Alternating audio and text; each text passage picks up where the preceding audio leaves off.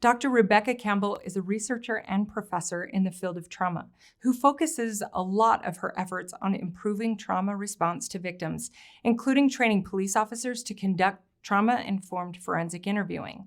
In her research, she has stated that it is important to understand that although storage is fragmented, which may seem like the teller is making the information up as they go, the recall of the parts that are remembered are in fact accurate.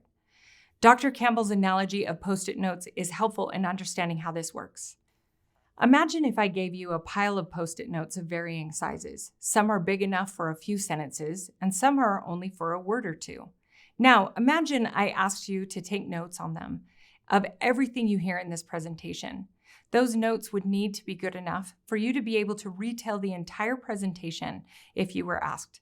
After this presentation, imagine that I asked you to take those Post-it notes to the world's messiest desk, which is essentially what our brains are, and I asked you to scatter those notes everywhere. You put them randomly in books, stuck a couple in a file marked trauma presentation, and others in a file marked policy and procedures. They are everywhere, and there are a lot of them. Now, and imagine in a day or two, 3 weeks, 6 months, or even a year or two later, I ask you to go back to the desk, find every note, place them in order, and retell this presentation from beginning to end.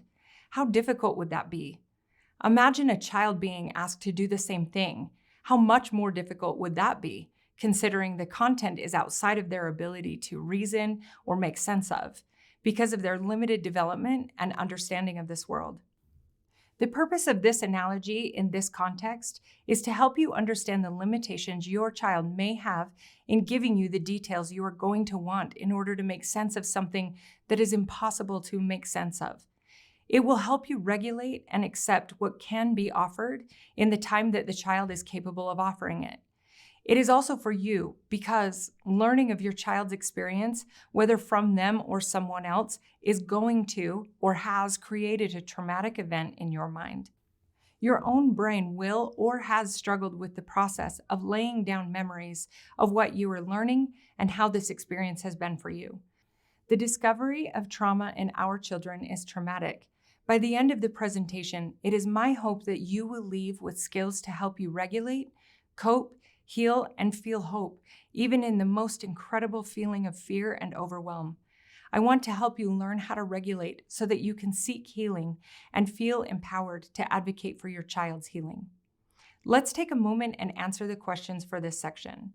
Question number 1, how does the analogy and information provided help you better understand your own trauma or stress response? And question number 2, how does this information help you in responding to or perhaps correcting past responses to your child's stress or trauma responses?